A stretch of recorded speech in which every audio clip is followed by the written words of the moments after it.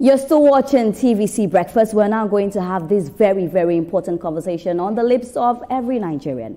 Now, the Chief Executive Officer of the Nigerian Midstream and Downstream Petroleum Regulatory Authority, Engineer Ahmed Farouk, has dismissed corruption allegations by Aliko Dangote as malicious, ill-timed, and commercially motivated. Now, in a statement titled "A Question of Integrity," Farouk said claims that he paid $5 million to Swiss schools for his children were aimed at smearing his reputation and undermining the agency's independence. Now, the response followed accusations by Aliko Dangote, who submitted a petition to the Independent Corrupt Practices and Other Related Offences Commission and argued that such spending raised concerns about conflict of interest and regulatory integrity in the downstream petroleum sector.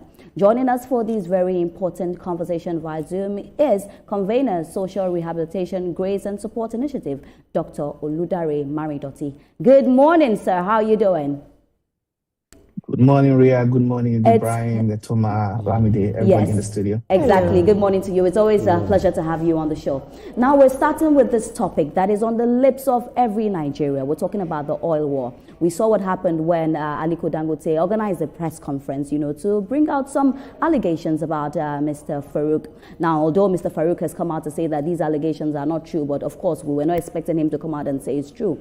But if we really look at this, at the end of the day, the only refinery doing really well in Nigeria is the Dangote refinery. I feel like this fight we're fighting, we're forgetting that the international audience is actually really watching us and how we treat Dangote as well. Because oftentimes we've had you on the show is either Dangote against Nupeng or Dangote against somebody. There's always a rift. And this is the Dangote saying that. We keep saying that Nigeria first. So why don't we refine in Nigeria? Mr. Maridoti, over to you. Yeah, thank you very much. I am also a very big fan of Dangote. He's my role model. I try to, emulate him and get the same influence as he has. And I actually truly do sympathize with the, travails that Dangote is facing. We have to look at it because he raised some valid, claims. But when you talk about the allegation against Farouk and the counterclaim, my own, because Dangote is my man. I love him. I love him past Bebeto, you see. So I want Dangote to succeed. So that allegation, how is it going to help Dangote sell an extra liter of petrol or propylene or diesel? You see, I understand that he has gone to do opposition research, right? And he wants to, or he's probably angry or has some grievances against the amount of licenses that the regulators have issued for the importation of fuel. But, like you all say, all of us in the studio right now, we are on Dangote's side, right? But we can also have the liberty to choose to buy Dangote's fuel on our own free will without coercion to buy Dangote's fuel. Because if we say we are going to block importation or not grant licenses, that is us being coerced to only get our oil from one source. And we all know that this refinery is a behemoth. Dangote is a national treasure. He is going to be earning a lot of foreign exchange and bringing it into the country that will help our economy. So we want Dangote to not only sell his fuel in Nigeria, we want him to be able to export it too. So how will Dangote be able to compete globally if we don't allow him compete locally? If you gave your child going to your school extra mark all through secondary school, when he goes to do WAEC, most likely that child will fail. And we don't want our child to fail WAEC. We don't want Dangote not to be able to compete internationally, right? But Dangote raised some salient points that I have spoken about on this program several times. His main problems, while he did not identify it, he did mention it. Those are the punitive taxes that the Nigerian state has put on him and the fact that the Nigerian state has failed to protect institutions. How will someone build a 20 billion refinery, for crying out loud, and people will be sabotaging it? You cannot do that in this country because it is automatic. You are going to go to jail. You will pay dearly for it. Your lives will be destroyed for a very long time. But we have a situation where Dangote now has to hire, according to him, 2,000 people to be policing it. So he has more security people in that refinery than he even has workers because the Nigerian state has failed to protect institutions. Dangote is asking for us to protect the market. we should not give him what he's asking for, but we should give him what he needs, not what he wants, but what he needs. What he needs is for us to make him to be able to succeed. This is Dangote's biggest, investment in Nigeria. And as a lover of Dangote and a Dangote historian, this is, based on what I have read, the only business he has done that has been absent government protection, and he has been asking for it. And I know that President Tinubu did allude to it for a brief period, and that really, decimated my confidence in President Tinubu's sound economic judgment, because putting 15% import duty on fuel is going to affect the economy. You cannot put what is called a burden for a few, a benefit for a few, and a disseminated, concentrated benefit for a few, and disseminated burden on everybody. If we allow for Dangote to be the only one that supplies the market, despite its capacity, all of us will be the ones to carry the burden. And there are other businesses that Dangote has participated that we are carrying the burden. And he also mentioned it in that interview, because I watched the longest version that I could see, the 53 minutes one, where he said that if the government should allow flour to enter Nigeria today, that is flour for baking, that the flour will enter cheaper than the wheat that they are allowing right now. And guess what? It is still that same wheat that they will now process to flour with us. Now, we in Nigeria, we have over 2,400 children that will die from malnutrition, according to UNICEF. Every hour, 100 children die from malnutrition. That is to say, if we allowed that wheat, that flour to come into our country, bread will be cheap, cake will be cheap, children will be able to eat. Maybe from that 2,400 in a day, maybe we will go down to 1,000 or something. So these are the burdens that we are carrying that we need to eschew. I'm looking at the effect this quarrel is having. As I say, when two elephants fight, the grass suffers. Now, the grass in this case is the Nigerian people and prospective foreign investors. I'm not sure that this spat between the two big boys is giving them a lot of confidence. Do you agree? Well, partially, and the other on another flip side, I would disagree. Let me start with where I disagree. Where I disagree is the fact that Nigerians are not yet suffering right now when these two big boys are fighting. I think Ibrahim said it on the studio yesterday. They are trying to undercut each other, and they are playing a zero-sum game. Nigerian people are enjoying. One of the reasons why we have 4 telecommunication network and their prices for call internet is about the same is because they have learned to play a non-zero-sum game where all of them are going to act at the benefit of every one of them. So they are not trying to undercut each other so that they can all compete in the quality of their service. Dangote and these importers are undercutting and Nigerians are benefiting.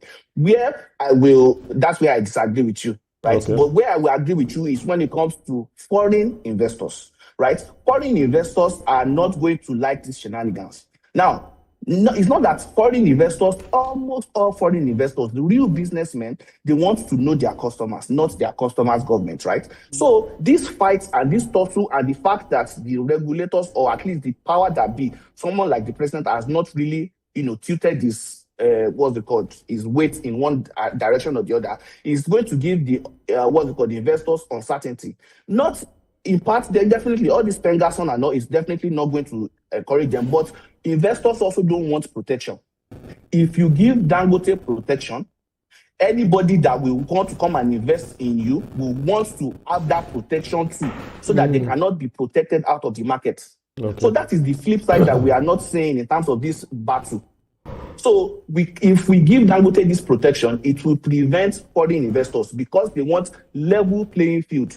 You can achieve monopoly. In Nigeria right now, multi-choice is essentially a monopoly when it comes to satellite television. But they did not do that by getting protection.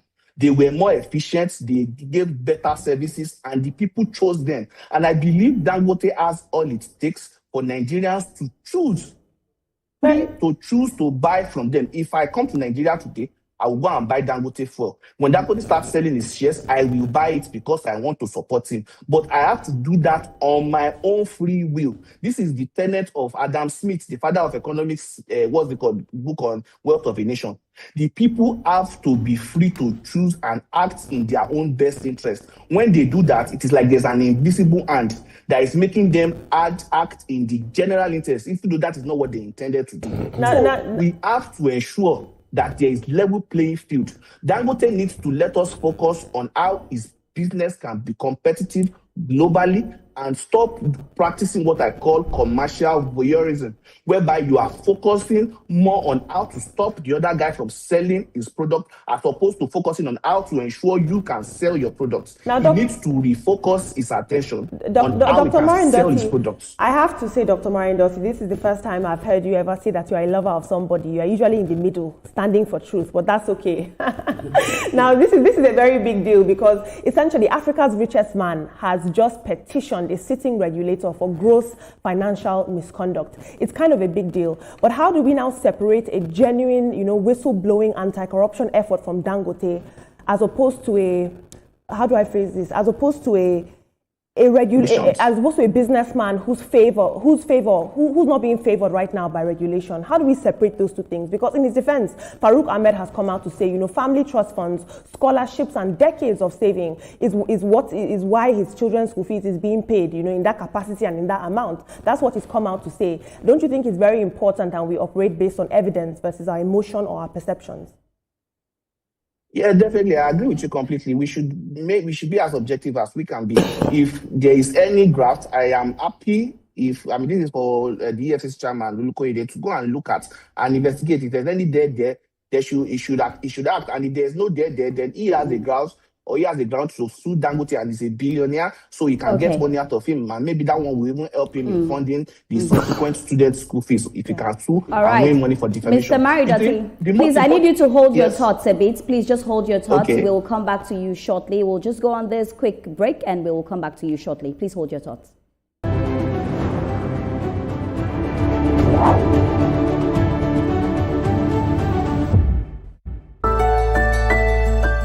This December, Nigeria gathers to celebrate history, leadership, and the power of communication. Join Alhaji Lai Mohammed, former Minister of Information and Culture, for the public presentation of his new book, Headlines and Soundbites, Media Moments That Defined an Administration. The event is scheduled for Wednesday, December 17, 2025, time 10 a.m. at the Shehu Musa Yaradua Center, Abuja, under the distinguished chairmanship of Chief BC Akonde, Royal Father of the Day, His Eminence Alhaji Muhammadu Saad Abubakar III, the Sultan of Sokoto. Mother of the Day, Her Excellency Aisha Buhari, former First Lady, Federal Republic of Nigeria. Chief launchers include Sir Dr. Kessington Adebutu, GCON, Alhaji Aliko Dangote, GCON, Alhaji Abdul Samad Rabiu, CFR, Alhaji Nasiru Danu, OFR, and Are Kola Oyefeso. Keynote speaker, former head of the Civil Service of the Federation, Professor Oladapo Afolabi, book reviewer, Mr. Segun Adeniyi, former presidential spokesperson and chairman of This Day editorial board. This special date marks the first posthumous birthday of President Muhammadu Buhari, GCFR, a heartfelt tribute to his enduring legacy of integrity, discipline, and service to Nigeria. Attendance is strictly by invitation.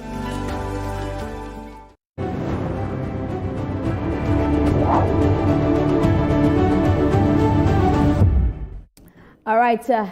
Marindoti, I'm sure we still have you there with us. Just before we went on the break, my colleague asked a very, very important question that we hope we're not mixing our emotions with facts. Yeah, to answer along this question, thank you very much. I was going to say that, Dangote has a history, a track record. It is all over the internet. The internet never forgets of, being litigious in ways that you don't understand how it is going to benefit him. If you recall, in the late 2010s, after himself and Obasanjo destroyed the Beto Cement and Yaradua tried to make amends, Dangote took the Nigerian government to court for not collecting tax from the cement Ibeto was, importing. In this, under President Tinubu, Dangote has already taken the federal government to court for not implementing the PIA and all those things. So to me, it just seems like a bit of distraction that probably he thinks behooves him, but I don't know how it benefits him. I don't know who are the people advising him to go this route. Dangote is someone that has the people's sentiment. The people love him. He can choose to leverage on that. I mean, you can see all the media moves that he's been making, donating 25% of his wealth to charity and all of these things. He can use that to gain Nigerian sentiment. The only difference is when it comes to a low margin, high volume business like petrol, that also has a temporal and spatial, need. It will be difficult for you unless the president sides on it and gives him that 15% import duty that he wants, or restricts entrance to the market. We want free entry and free exit. If the president does not do that, you cannot be needing fuel and you say you want to drive 5 kilometers to Dangote's fuel petrol station because your fuel will finish. Do you understand what I'm trying to say? And the fuel stations also have their capacity. That's why he was saying that they will need to have 10 trucks before they can come and buy, and then it will reduce price. And I want to mention this, please. Dangote cannot reduce the price of fuel. The price of fuel, go and check the price of crude. It came down in the last 7 days. So when Dangote sells us cheap fuel, it is because the price of fuel is coming down. We are just not yet used to the prices of fuel fluctuating. The fuel that I bought on Saturday for $2. 70 cents. I bought it today for $2.20. Yeah. That's 50 cents out of it. So that is how it is going to be going on. Right. So we need to get acclimatized to it. Dr. Warindos, you actually made a claim, that Dangote and Obasanjo destroyed the better cement, to indemnify ourselves. I do not think that claim was right, although there were some regulatory framework at the time that actually disadvantaged Ibeto, and then people tend to define it in different ways, which you've just done. But I just thought I should put that out. But looking at the field between Dangote and the NMDPRA boss, or generally the regulatory body, which was in essence established in 2021 following the PIA Act. We see that this proceeds, whatever it is, maybe corrupt practices or anything, we still need to fight corruption and get to the root of this, the bottom of this, hulabaloo, whether it's to favor one person or to favor the other person or indeed the masses. So given these specifics, laid out in the petition by Dangote in terms of naming schools, amounts paid, and referencing Section 19 of the ICPC Act, how do you think Dangote's position is compelling? How compelling do you consider it?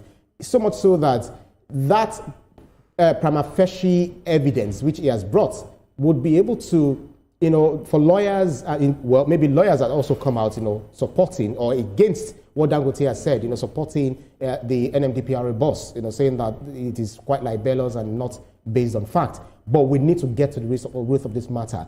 What role do you think the ICPC should take? So much, absolutely. So much so that we'll get to the root of this matter and indeed establish that indeed there was corrupt practices. Yeah, you see, Ibrahim, what Dangote's allegation seems to be filled with malice, obvious malice. And in a defensible legal system, that allegation will be thrown away because Dangote alleged a purchase. He did not allege a crime. He did not say that this man was stealing 2 million barrels of oil in the last 5 years. He said he paid for something. Ibrahim, if you tomorrow drive in a Lamborghini or a Bugatti tomorrow, can someone now has accused you that you have been stealing money from TVC? What if you have a sugar mother that just gave you that car and that's why you are driving it? So did you say sugar mother? Allegation. I don't know anything about that. Yeah. I don't know anything about that. I know you are a very good about religious. Mr. Marido, please, you don't know that though. Much more lively explanation for the people at home that you cannot say a purchase qualifies for a crime. You have to look for it's like when you want to see someone has killed someone, you have to show the body. So Dangote has not shown us the body. He has just said that this person has paid for his children's fees and it is but paying me. I wouldn't agree with you on this one, because this is an economic sabotage. If this is actually happening, he's sabotaging the economy, because if your salary, if Ibrahim comes right here with a Lamborghini, we're going to wonder, because, you know, what other business are you doing? You're not getting it from this particular salary. So let's also put that into context. That's a lot of money to pay for school fees, and the salary they're giving you cannot match. So it is a big economic sabotage. I agree with you, but you have to prove it. The proof of the pudding is in the testing. You have to show how he stole the money. That is how you will be able to jail him. You have to show how he exploited his position of power, of authority, misappropriated government funds. You have to show that.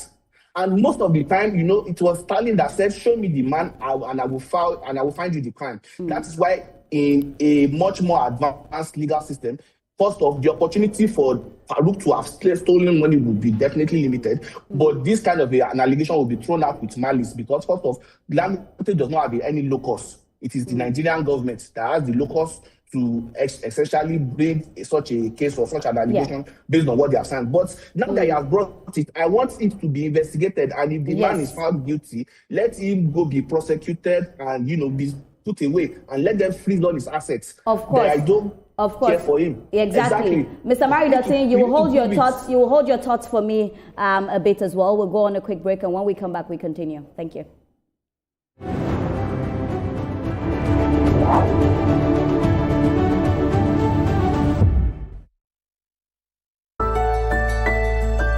This December, Nigeria gathers to celebrate history, leadership, and the power of communication. Join Alhaji Lai Mohammed, former Minister of Information and Culture, for the public presentation of his new book, Headlines and Soundbites, Media Moments That Defined an Administration. The event is scheduled for Wednesday, December 17, 2025, time 10 a.m. at the Shehu Musa Yaradua Center, Abuja, under the distinguished chairmanship of Chief BC Akonde, Royal Father of the Day, His Eminence Alhaji Muhammadu Saad Abubakar III, the Sultan of Sokoto.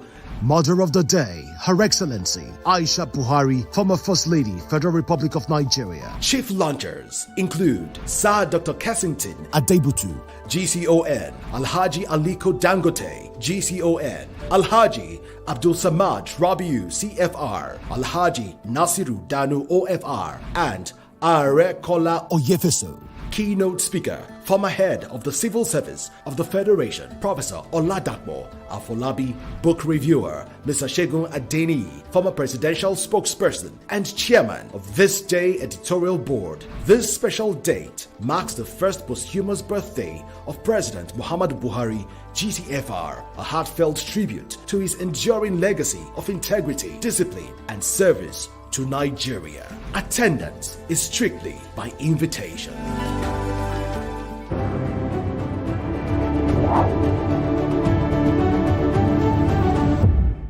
You're still watching TVC Breakfast. We're having this very important conversation with Mr. Maridotin. I'm sure you're still there. You were giving us some points. Mr. Maridotin, okay.